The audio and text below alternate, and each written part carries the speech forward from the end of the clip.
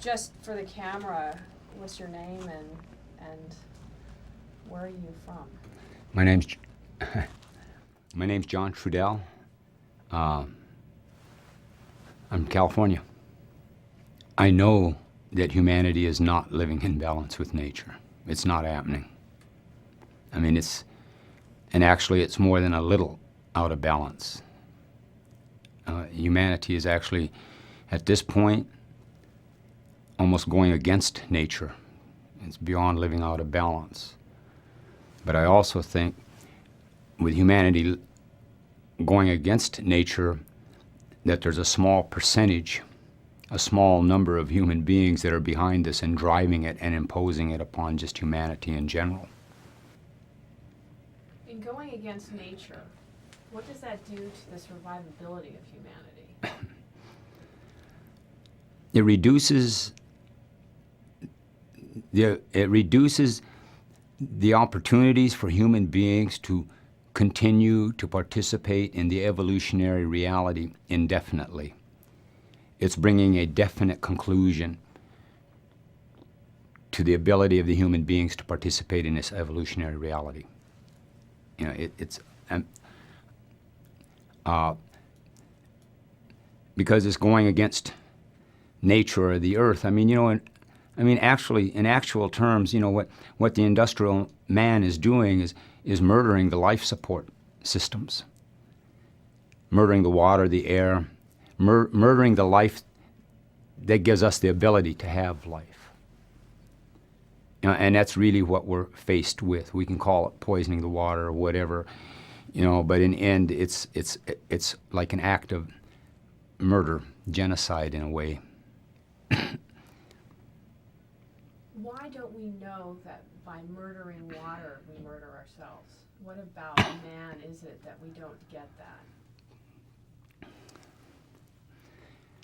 Well, I think as human beings, we live in a technologic, perceptional, actual reality, where a part of that technologic reality is that the civilizing processes, it erases the memory of the human being. It erases the memory from the human being of being a human being. It's almost like a severing of our connection to any spiritual reality. And once that has been imprinted into the consciousness of the human beings, see, then I think that's what makes these other things possible. It isn't that as human beings, we're bad. It's got nothing to do with our badness. What it has to do is that there's a program going on that literally feeds off of the being part of human, eating our spirit. All right? And in order for all that to happen, then these imprinting things have to happen to our consciousness, and a part of that is to erase the memory of the human being about being a human being. See, so we no longer participate in reality, perceiving reality as human beings. We participate in reality as feeling as either like we're oppressed culturally, ethnically, gender-wise, class-wise, but we participate in reality from the eyes of being victimized and very fearful and insecure. We don't think like human beings. But the reason for that is because there's been a deliberate suppression of our memory of that identity.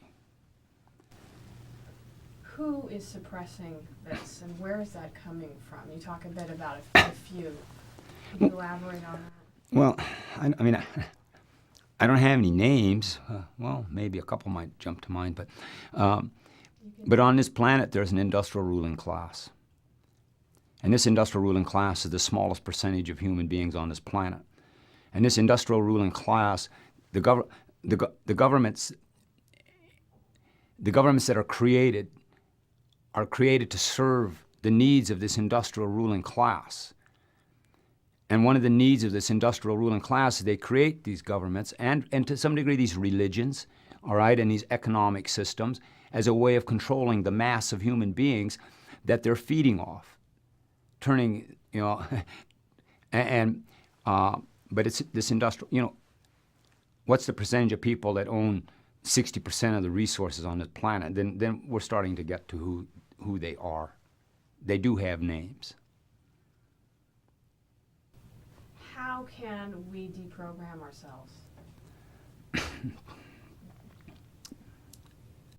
Think more and believe less. And I don't know, I'm not going to call it deprogram ourselves. To me, it's really an issue of how do we recognize ourselves. We need to recognize that we're human beings. Recognize that we're human beings, and our connection to the reality of power is in that identity. Human. Our bone, flesh, and blood, our DNA, we're literally made up of the metals, minerals, and liquids of the earth. We're part of the earth. We're shapes of the earth, like everything of the earth. And we have being, our spirit. And that being comes from our relationship to the sun, sky, universe. Because, sunlight's literally like the sperm that brings life to the water-bearing womb that is the earth. So this is our being is connected to that. And all things of the earth have being, because we're all made up the same stuff, just arranged differently, and have the same relationship to sun, sky, universe. Being, and we need to, the reality of our relationship to power and purpose, so to speak, is in that identity. And now, so how do we recognize and get back to that identity? I don't have a specific answer. But the closest I can say to it is that if we would, a part of recognizing of ourselves is that to recognize our intelligence and understand the value of our intelligence. Because as human beings, our ability to access the reality of our power is through clear and coherent use of our intelligence. See, our intelligence, that's the portal how we manifest and access our relationship into the reality of power as humans, is through the use of our intelligence. But we've been imprinted and programmed, basically where we're at now in the evolution of human beings, we're basically in a period of time in this industrial technologic world where the majority of the human beings participate in this reality based upon their fears and their doubts and insecurities, so their perception of their inabilities. See, all that was imprinted in there to make us not recognize ourselves. And to understand the power and recognize the power of our intelligence is, let's say, through our fears and our doubts and our insecurities, how bad can we make ourselves feel? And how does that affect the people around us? Well, that's power. That's our power. That's a manifestation of our personal power. But we've been imprinted to use it in this kind of a way.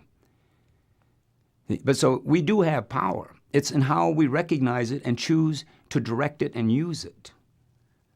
So I would say the first step through this is recognize the value of our intelligence and the power of our intelligence.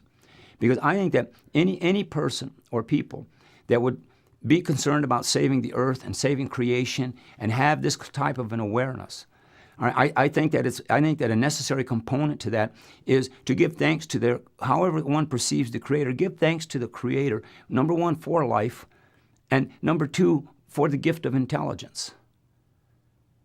To show respect for this, maybe because we need to show respect to our intelligence, and maybe it's a part of our thanks that we give on a daily basis, in a ritualistic way.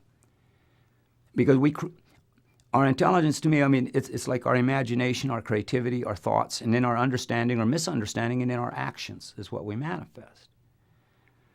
And I think that it's time for us to understand, look at, recognize, and attempt to understand the value of our intelligence, because whatever struggle is ahead of us, if we are to continue to participate in the evolutionary reality as human beings, it's going to take clear and coherent use of our intelligence to do it.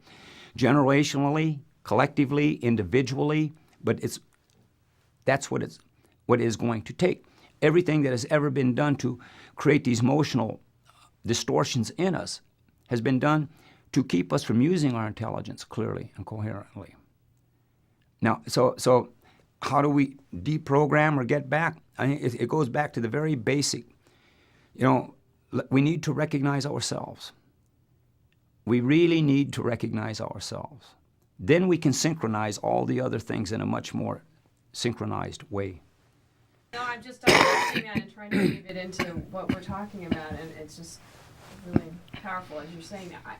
I would love to know from your point of view,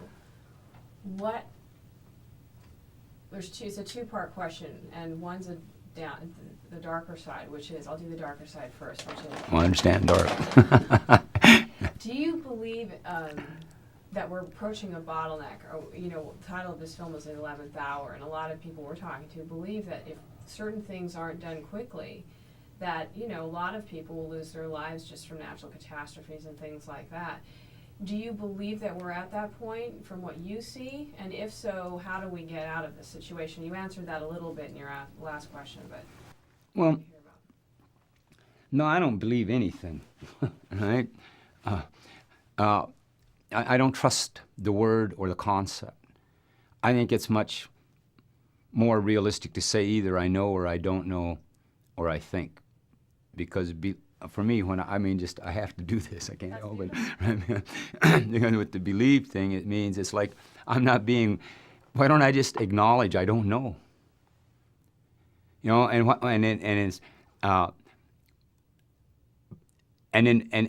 And think about things. See, I think we should think in terms of I think this rather than I believe this. Because I think we'll activate the coherency system a little bit. About the bottleneck and the thing, in the race to midnight, it's after 11.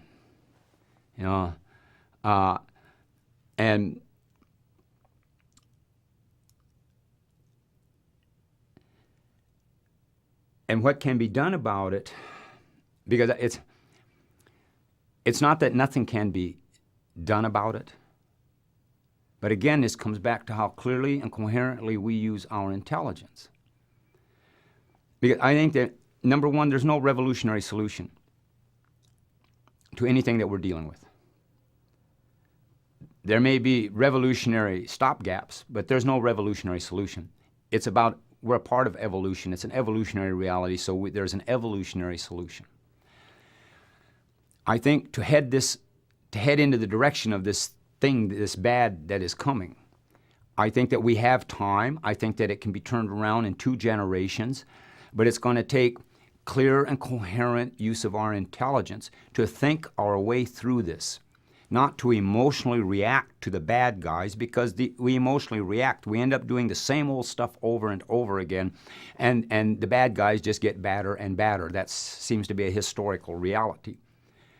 But also a part of that historical reality is that every rebellion that goes on, our cause may be just and right and all of the good, all the pretty flag stuff, right? But in reality, in every situation, we were emotionally reacting by trying to challenge their ways by their rules. We weren't thinking outside of the box. But we've been programmed not to think outside the box because we've been programmed not to like ourselves and be insecure and this and that, so not trust certain abilities that we have. Now, so we have to get past that. I think that it's if we can just seek to be as clear and coherent with our intelligence as we can, and within 2 generations, because that will create answers and solutions to problems that exist that have no answers and solutions. But again, it's about to use, to be as clear and coherent as we can, not emotional reactionaryism, but clear, coherent, responsible, initiated response to what is going on. And because we have, be prepared for this, because there's going to be a lot of, the way that it's headed now, there's a lot of dying coming. Tremendous amounts of dying because the planet is overpopulated, the resources are dwindling. That industrial ruling class, they want what they want to keep what they have. They're on an anti-life destructive course with the future. So for that industrial ruling class and the dwindling resources, environment we're talking about, and in the overpopulation, they need to purge this planet of huge, tremendous numbers of the human population. And they're going to do it. Right? I mean, that's what they're setting it all in motion now. See, so that's where it's headed, and this is why, to me, it's very crucial, because I don't think that time is against us. Time is an ally. The real issue is, are we time's ally? Will we take the responsibility to use our intelligence clearly and coherently, not be overwhelmed by the idea or say, how do I do that, but just head in that direction to think things out. Because Because when you get to the realities of power, the illusions, authority as an illusion of power, the state and all this and that, all right, then we're always outnumbered there. But if you look at the reality of power, and say the reality of power is in clear and conscientious thought, clear and coherent thought, then we outnumber them. It's just a matter of us getting to that point where we recognize our own value. We're in a system that has devalued us, and see, and the trick of the devaluing was it got us to devalue ourselves. One last thing, unless you want to make any other statement, I have one last question. Does anyone have any other questions? All right, I want to make one statement. Please. All right. It's about it's about the math of the IQ.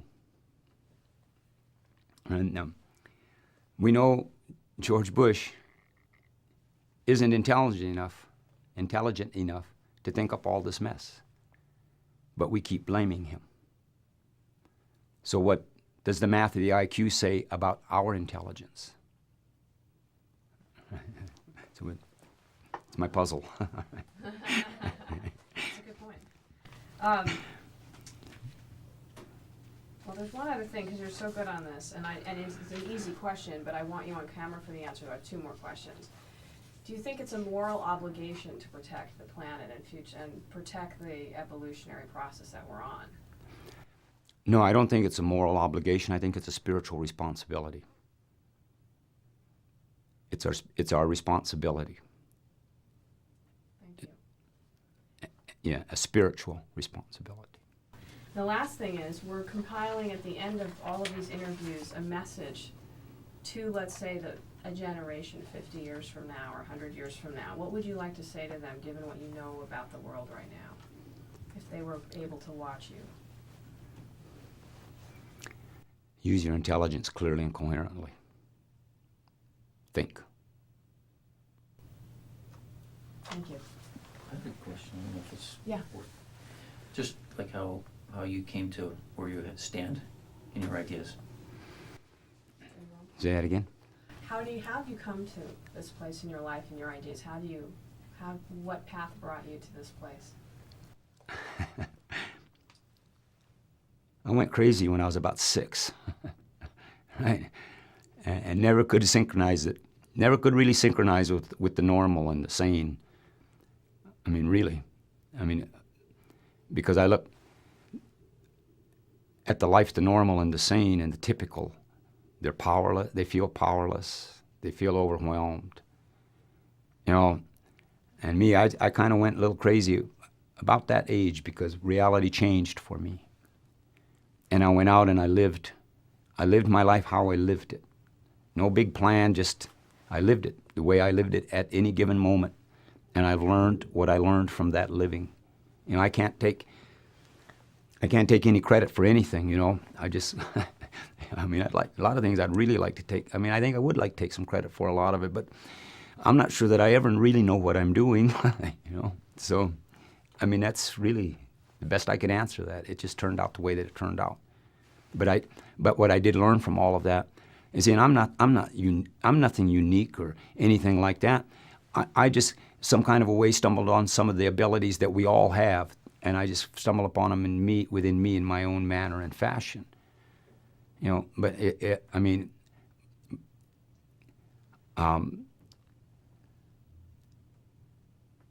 yeah, no, I just was born, went through every day till I got here to this spot.